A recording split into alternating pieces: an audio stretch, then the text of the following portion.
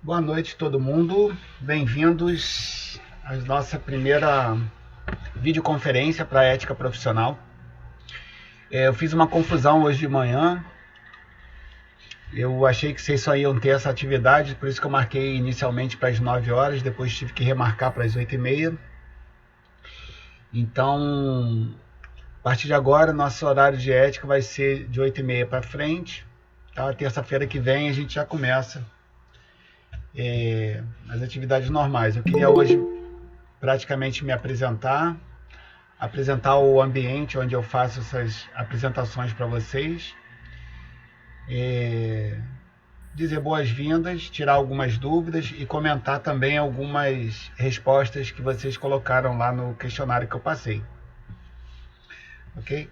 Não pretendo demorar, é só realmente para a gente se conhecer, falar oi aqui no início do semestre. E se for o caso, ter algumas dúvidas. Eu acho que tem aí uma galera que já tinha começado o período 20.1, então pode ser que tenha alguma dúvida em relação a algumas tarefas que já foram feitas. Se quiser comentar agora, a gente pode falar sobre isso, ou pode ser em qualquer momento também. Tá? Bom, nós temos um livro que eu costumo usar para ética, chamado Processo Decisório Ético. É um livro em PDF, não precisa comprar livro.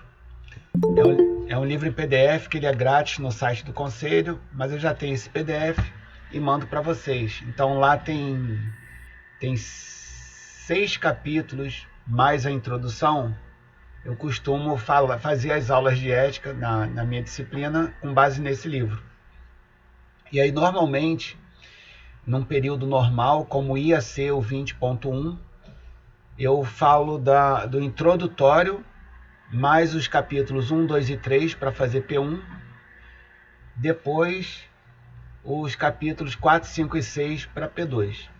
Okay? E aí, quem por acaso não fez algumas provas, aí a gente faz segunda chamada, etc. Tá? Normalmente, nas aulas presenciais eu tenho tarefas, então normalmente eu peço para alguém escrever alguma coisa individualmente ou em grupo. Deve ter algo parecido aqui, a gente ainda vai ver sobre isso. Eu, nesse momento agora, ainda não tenho uma boa ideia como a gente pode fazer avaliação. E aí entra a galera do período 20.1 que fez as tarefas que eu pedi.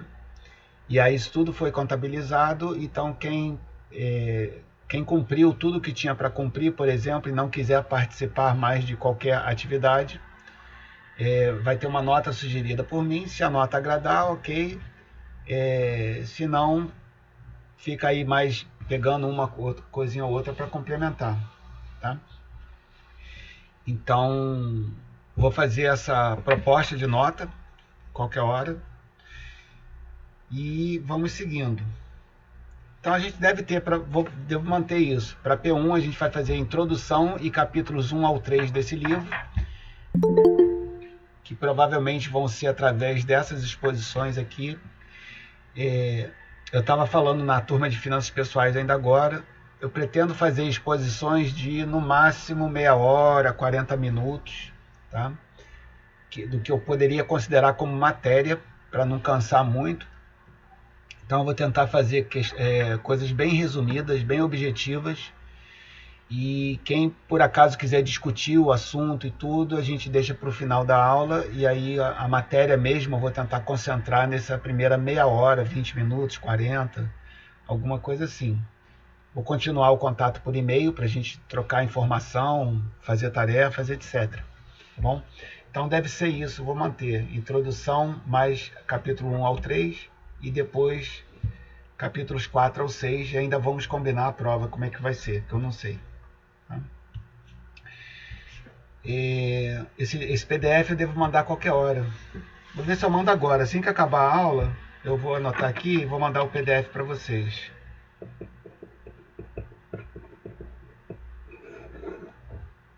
Quem já recebeu é o mesmo do período passado, do 20.1. Quem não recebeu ainda, já pega lá. E já é uma boa dar uma olhada, porque é um livro que eu acho muito bom, que fala sobre ética profissional.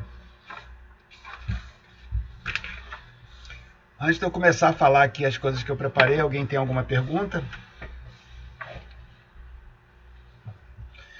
Bom, não tendo perguntas, eu vou discutir com vocês algumas respostas que vocês colocaram lá no questionário, para a gente já começar. Tem aqui uma questão bem interessante sobre ética de um modo geral, não sobre ética profissional ainda, mas sobre ética, sobre comportamento, sobre percepção de comportamento ético, que foram algumas coisas que vocês colocaram lá no questionário. Então a minha ideia é passar uma lida, vocês veem que são bem poucas coisas, não quero ficar aqui muito tempo, mas eu vou fazer alguns comentários, quem quiser fazer pergunta também, fica à vontade. Eu tenho uma amostra de 37 respostas da turma de vocês, ok? E tem uma outra amostra de 71 respostas de 2 turmas antes de vocês. Então eu tenho uma investigação anterior e a de vocês. Vou comparar vocês com eles, tá? Em algumas coisas. Então vamos lá. Para essa amostra anterior, eles têm. Eu perguntei, por exemplo, a primeira pergunta que eu queria começar aqui é: qual é a nota que você dá para você mesmo sobre o seu comportamento ético, né, de 1 a 5. Então, dá uma nota aí para você. Então, cada um deu a sua nota e fiz a mesma pergunta para a turma anterior. Isso é interessante para a gente saber como é que a pessoa se percebe em termos de comportamento ético, né? Quanto mais perto do 1, e a pessoa declara isso, marcando, mais ela tem consciência de que ela teria que melhorar para considerar que ela teria um bom relacionamento com as pessoas. E quanto mais próximo de 5, mais a pessoa tem a percepção de que a maneira como ela se comporta é uma maneira que os outros vão entender como boa, né? Se eu sou perguntado de 1 a 5 qual é o meu comportamento ético, se eu marco 5, eu estou querendo dizer que a maioria das pessoas me veem como uma pessoa bacana, ok? Então, se eu marco 1, significa que eu preciso melhorar. Essa amostra antes de vocês tem um número de 3,97, ou seja, quase 4. Então, essa amostra anterior achou que, na média, esse grupão todo tem uma percepção de 4 para a sua ética própria. E percebe, em relação aos outros, uma ética de número 2,9. Ok? Então, 3,9 ética própria, 2,9 ética dos outros, ou ética alheia, né? Antes de eu fazer algum comentário, eu queria saber se alguém tem algo a comentar. A média da percepção própria, 3,9, e a média da percepção dos outros, 2,9. Não estou falando da turma de vocês ainda. Alguém tem algum comentário? É normal isso que aconteceu? Bom, eu diria que sim, é normal. Okay? Nós temos uma tendência de achar que nós temos um comportamento ético acima da média. Ok? Então, eu acho isso em relação a você, você acha isso em relação a mim, cada um acha isso em relação a todo mundo. Então, essa é uma questão bem interessante. Normalmente, nós estamos convencidos de que o que a gente faz é algo bom. Normalmente, somos pessoas bem aceitas pelos outros. E isso, se a gente for quantificar, vai dar algo parecido. Até agora, ainda não vi um resultado diferente desse. Normalmente, a autopercepção de ética, de comportamento, de moral, de percepção se eu sou uma boa pessoa ou uma má pessoa, normalmente a percepção em relação à própria pessoa é maior. Então, quando a gente faz esse valor médio, a gente tem uma ideia, por exemplo, de uma comunidade, né? Como é o caso das 2 turmas anteriores. Em relação a vocês, o que está acontecendo aqui? Em relação à ética própria, então vocês, grupo da turma 20.4, tem uma nota média de 4.2.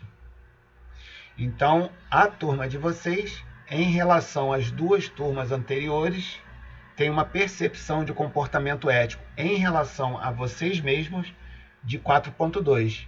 Okay? Então, vocês estão com um comportamento ético melhor do que as duas turmas anteriores. Percepção própria. E em relação aos outros, vocês avaliaram como 2.8. Portanto, um pouco menor do que as duas turmas anteriores, que avaliaram como 2.9. Tá? Então, a turma de vocês, em média, se auto-percebe com mais ética e percebe o alheio, o outro, o vizinho, né, o colega, etc., como uma pessoa com menos ética do que a percepção de outras turmas. Então isso já é uma coisa interessante. É bem bacana a gente saber que isso é muito normal, né? A gente sempre acha que o mundo deveria funcionar da maneira como a gente entende ele, né? Então a gente entra aí em religião, entra em determinadas questões políticas, entra em comportamento dentro de um condomínio, nas regras do trânsito, etc. Então a gente sempre tem uma percepção normalmente acima em relação aos outros. Bom, então isso é uma coisa bem interessante para a gente começar um curso de ética, né? A gente tem que ver se, primeiro ainda se perguntar em relação a isso, será que efetivamente eu sou uma pessoa que estou acima da média? Eu não sei, eu não lembro de ter visto alguém informando o contrário, tá? Ele achar que o mundo é melhor do que ele. Normalmente nós, eu, você, todo mundo, a gente acha que nós próprios somos melhores do que o mundo inteiro. Então isso é uma coisa muito interessante para se estudar comportamento, para se estudar moral, para se estudar bondade, maldade. Quando eu mandei aquele questionário, tinha uma figurinha com uma pessoa, com um anjinho e um demôniozinho.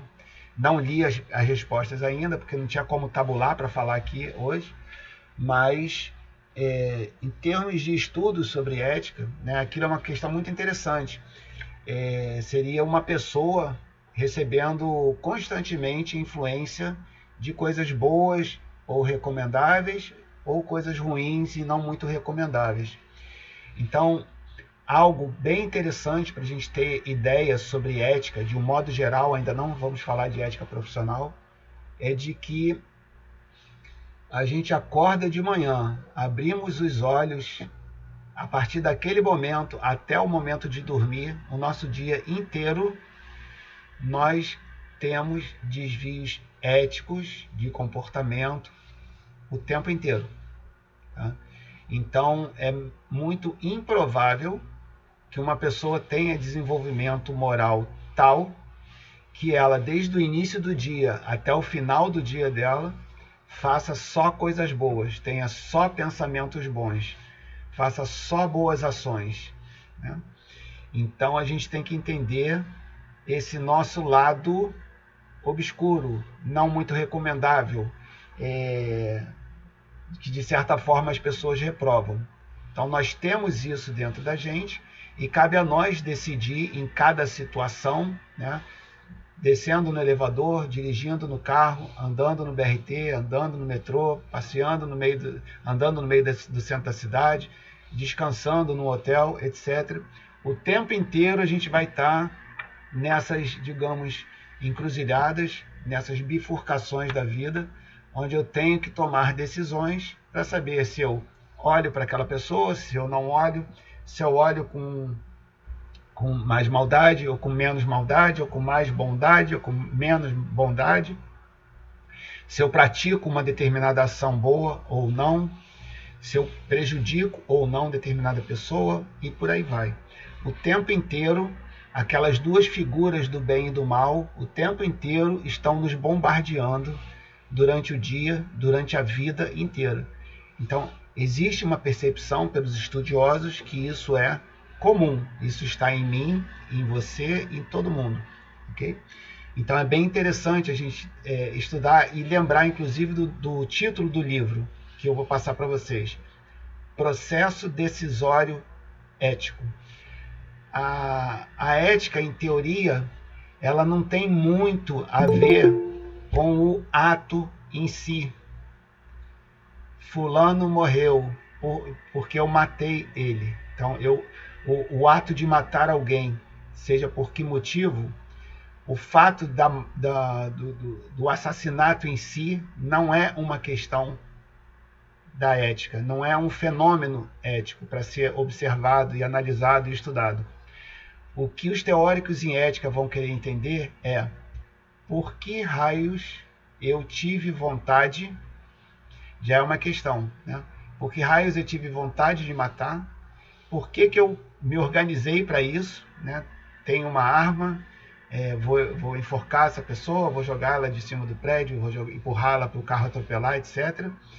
Então, o motivo pelo qual eu transformo um pensamento em ação, isso é o interesse do estudo ético. Por isso o nome do livro, Processo Decisório.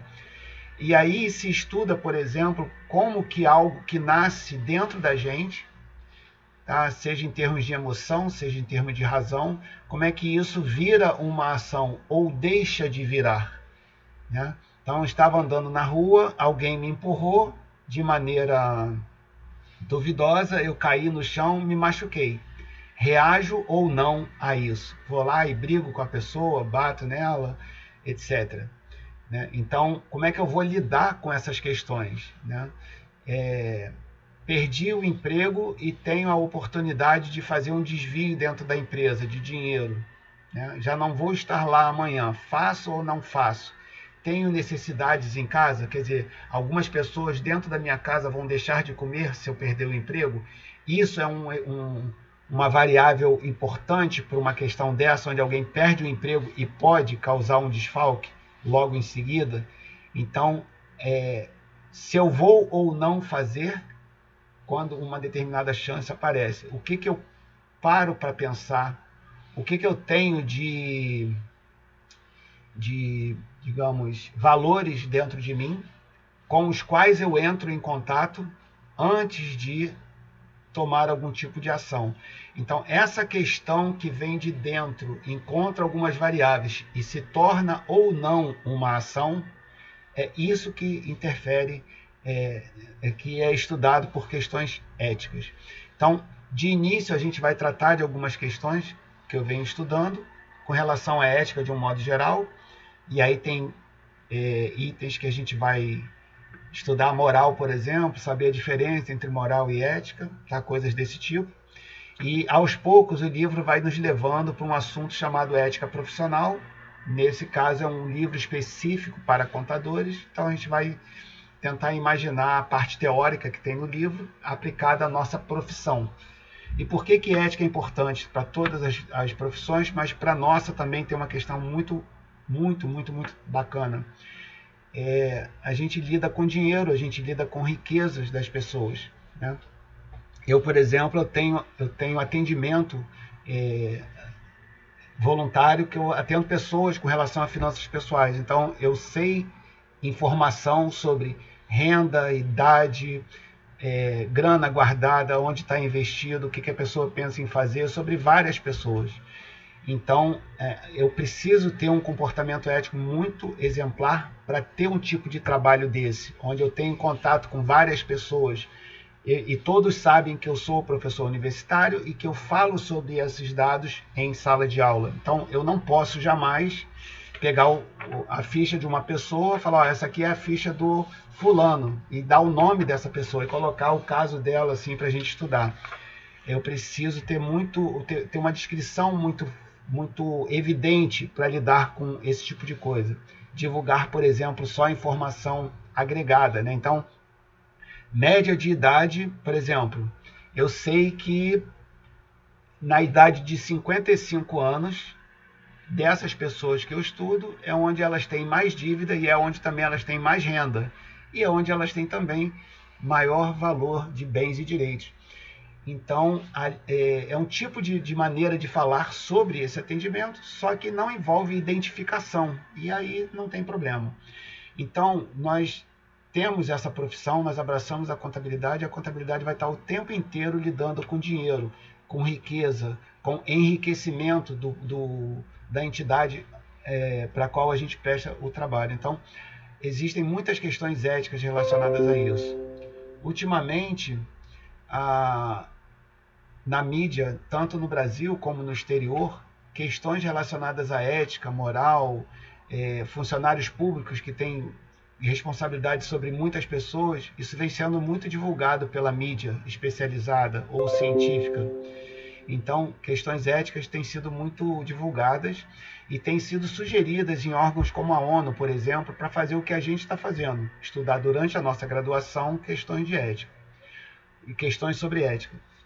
E uma coisa que é bem interessante também, não se espera, por exemplo, quando alguém coloca ética no currículo, não se espera que as pessoas vão se comportar melhor após isso. Depois de um curso de ética, depois de cursar essa disciplina, ou de ler um livro, ou de assistir a um filme que fale sobre isso, não se espera necessariamente que a pessoa vá mudar o comportamento.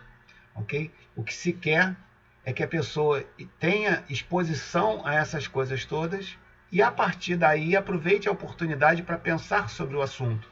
Como eu estava falando para vocês. O que interessa a ética é o que faz a gente transformar o pensamento, a vontade, em ação.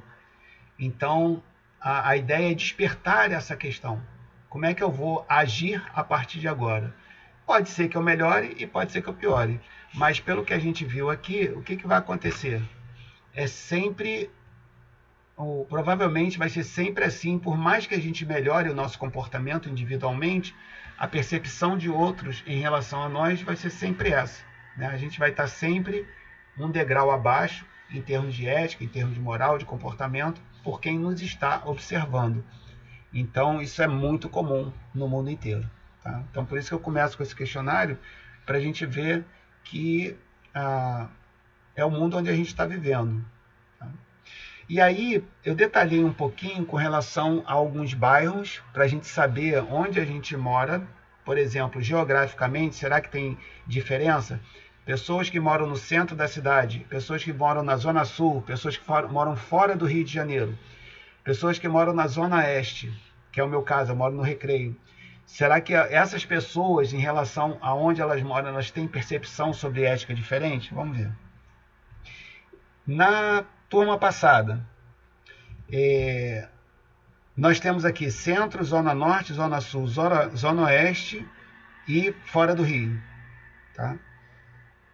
Desses aí, qual parte da cidade vocês acham que tem a maior percepção ética? Quer dizer, morar num determinado lugar, pelo que foi respondido, indica que as pessoas têm uma autopercepção de ética maior.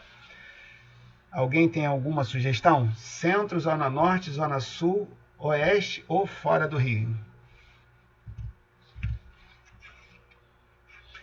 Ok. Quem mora no centro tem uma autopercepção ética mais elevada, tá? Em turmas anteriores, não a de vocês ainda, eu vou falar sobre a de vocês. Então, os 71 respondentes desse questionário, mesmo que vocês responderam 2 turmas anteriores, né, ao ter marcado centro como lugar que moram, deram para si uma nota média de 4,5. Então, repara, a turma de vocês tem 4,2 de nota média. E o pessoal do centro da cidade, dessa amostra anterior, 4,5. Só para vocês terem uma ideia de como realmente é alta, tá? A percepção de quem mora no centro da cidade. E a percepção alheia, quer dizer, do outro, mais baixa, aí eu estou pegando o exemplo contrário, tá? Então, dentro das partes do Rio de Janeiro, quem percebe menos ética nos outros está situado na Zona Sul. Então, nas amostras anteriores, quem mora na Zona Sul vê o outro com a menor ética. Okay? Eu não tive tempo para saber aqui o desnível. Eu queria saber, em termos de porcentagem, qual é o maior desnível, né? Eu não vi. Mas seria interessante também. Eu vou ver se eu abro isso daqui depois em outras oportunidades. Então, na amostra antes de vocês, quem se percebe mais é o centro e quem percebe o outro menos, zona sul. Vindo para vocês, se alguém puder arriscar, mantém o centro. Quem é que de vocês está com a percepção ética mais elevada? Ok, Zona Norte. Quem mora na Zona Norte está com uma percepção ética mais elevada, tá? 4,4. Pouquinho abaixo do centro das duas amostras anteriores. E quem percebe menor ética no alheio, ou seja, quem vê o outro com um desnível maior, é a Zona Oeste, onde eu moro aqui no Recreio. Tá? Então, quem mora na Zona Oeste, Jacarepaguá, Recreio, Barra, etc., tem essa percepção da turma de vocês menor, em menor nível. Aliás, não só o Zona Oeste, empatou com o Centro também. Também a nota 2,5. Ainda mais baixo do que o Zona Sul dos períodos anteriores. Então, o que isso aqui é interessante? Isso podia ver também em termos de família, e outra coisa que eu queria ver aqui também era a renda, né? Quem ganha mais acha que tem uma percepção ética melhor ou tem um desnível maior em relação aos outros? Eu vou tentar trazer mais informação sobre isso em outras oportunidades. Isso aqui tudo é curiosidade, não tem nenhum rigor científico, é só realmente uma brincadeira para a gente abrir o nosso semestre como algo que eu acho que é interessante, a gente ter uma ideia de que o que a gente percebe em relação a gente e como as pessoas nos percebem, como as pessoas nos veem, né? Será que seria possível, por exemplo, a gente conceber uma situação em que haveria paz mundial ou um mundo sem conflito? Isso é um ponto muito interessante, né? Será que o conflito em si é uma questão interessantíssima para a ética? Existe, por exemplo, a percepção da maioria das pessoas que estudam ética de que é impossível não ter conflito em qualquer organização que você possa imaginar. Num casamento, numa empresa, numa igreja, nas Forças Armadas, entre as pessoas do crime, digamos assim, não sei como é que se chama isso. Será que existe essa percepção de que poderia ter uma vida sem conflito? Conflito existe e vai existir sempre, é natural do ser humano. Uma das abordagens éticas, por exemplo, é de que existe a figura de um homem que eles chamam de puro. É assim mesmo que se chama, tá? Um homem puro. Um homem que eu digo raça humana, tá? Eu, você, todo mundo. E se há um homem puro, eticamente é interessante a gente estudar as características desse homem puro. Como é que esse homem puro é? Então, eu vou estudar essas características e aí serve para a nossa aula de ética como a gente deve ser. Então, vamos estudar o homem puro e vamos ver como a gente precisa ser. E houve já casos em que eu perguntei em sala, fiz um questionário parecido com esse, se alguém da turma entendia que ele ou ela tinha essa percepção sobre si. Olha, o homem puro existe ou não? E a pessoa disse sim, existe. Então, houve já percepções de que essa figura de uma pessoa, de alguém, de um ser humano que fosse puro, livre de pecado, de maldades. E aí, ao contrário daquilo que eu falei, quando acorda de manhã, não tem pensamentos ruins, não passa por situações ruins, passa o dia inteiro, vai para o trabalho, estuda, volta para casa sem qualquer manifestação ruim sobre as outras pessoas. Então, estudar ética é a gente ter acesso a isso tudo, né? Aqui eu fiz uma separação por bairros e seria interessante a gente fazer por gênero, por renda, né? Será que os homens têm um comportamento ético pior? Ou Será que pessoas que ganham mais ou que ganham menos? E por aí vai. Tá? Deixa eu ver aqui. 2080. Ah, sim. E uma última coisa que eu queria comentar. Eu pedi para vocês determinarem a idade daquela pessoa que é... Só um segundinho, pessoal. Vou precisar de atender uma ligação urgente aqui. Rápido. Oi, filha. Eu tenho que falar só em um segundo. Eu te liguei para saber se estava tudo certo. Eu estou no meio da minha segunda aula, já estou acabando. Daqui a pouco eu entro no carro para ir para aí. Eu te aviso. Tá bom, beijo.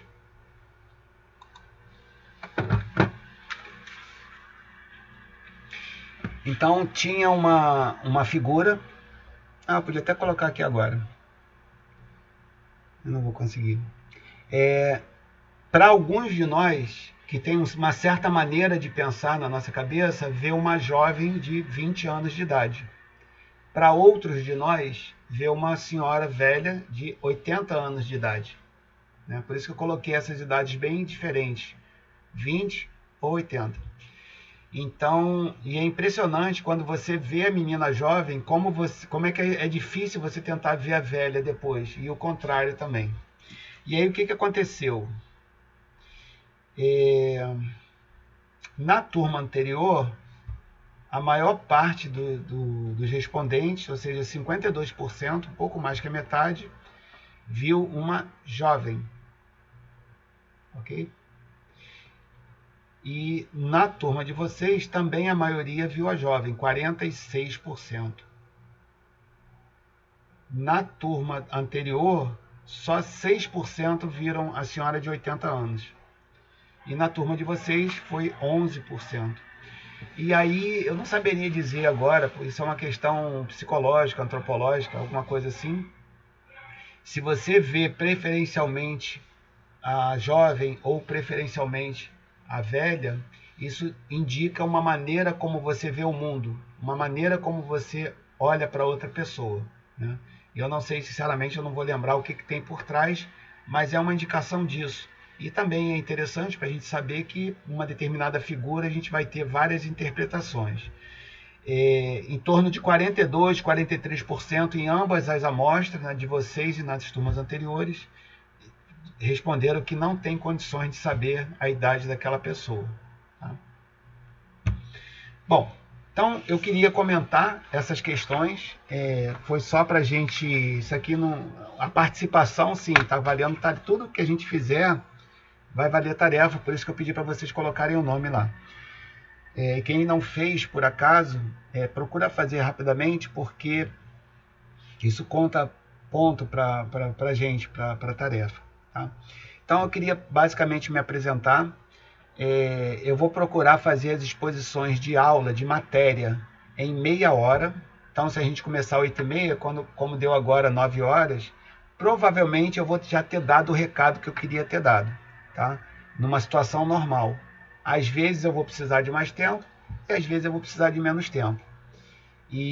Mas a ideia é ser bem objetivo para que a gente possa atravessar esse semestre com o máximo de prazer possível ou o mínimo de transtorno possível. Vou procurar não alugar muito vocês e vamos levando aí. Terça-feira que vem a gente recomeça. Eu provavelmente vou já usar o nosso material, o livro que eu vou indicar.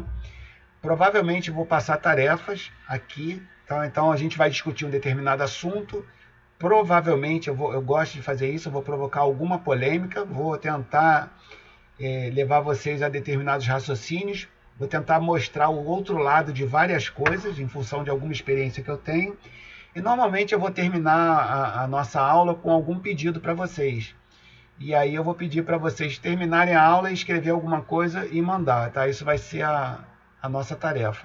Por isso que eu vou tentar ser bem reduzido, para não alugar muito vocês, mas eu vou precisar de todo um ciclo. Não sei ainda como vamos fazer as provas, vou ver sobre isso, mas provavelmente vai ser com base em algumas tarefas, como foi no 20.1 que alguns de vocês fizeram. Tá? Eu queria encerrar por aqui. Se alguém tem alguma pergunta para fazer agora, pode fazer, ou se quiser esperar um pouquinho para falar mais particularmente, é só aguardar um pouquinho.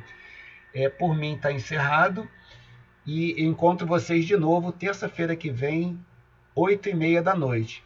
Cada dia de aula vai ter um link diferente, tá? Esse link era só para a aula de hoje.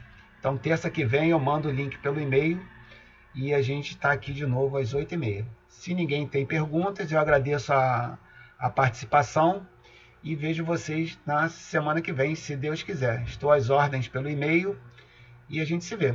Foi um prazer, espero que a gente possa se divertir esse semestre. Um abraço para todo mundo. Fala aí, Breno. Eu me perdi um pouco. A avaliação vai ser prova ou vai ser trabalho? Eu não entendi muito bem. Então, eu ainda não tenho uma posição para te dar precisa, tá? Eu ainda não sei como faz uma prova numa situação como essa, tá? Não sei. Mas se tiver maneira de fazer uma prova e a turma quiser fazer prova, a gente bola uma maneira e faz, tá? Eu vou estar à disposição da turma para a gente testar coisas. Mas eu acredito que a melhor maneira seja por trabalhos. E aí, se por alguma maneira deu avaliar e não deu uma nota muito boa, aí a gente mantém mais lá no final do período umas tarefas extras para repor alguma nota, alguma coisa assim, tá? É o que eu suponho. Eu esqueci de falar também, Breno, só para aproveitar que você fez pergunta, essa aula está sendo gravada e não sei quando, mas de hoje para amanhã eu vou colocar no canal do YouTube que eu criei para a turma de finanças pessoais. É fácil de lembrar o nome. Finanças Pessoais UFRJ, tá? Então a aula eu estou aqui gravando, assim que a gente desligar eu edito o vídeo e coloco lá. Então Finanças Pessoais vai ter lá uma playlist chamada Ética Profissional e vai estar a primeira aula, a segunda aula, a terceira aula, etc. Tá? Se por acaso você não puder participar, alguma coisa assim, provavelmente vai estar gravado, a menos que eu me esqueça, sei lá, ou não tenha coisa importante para gravar.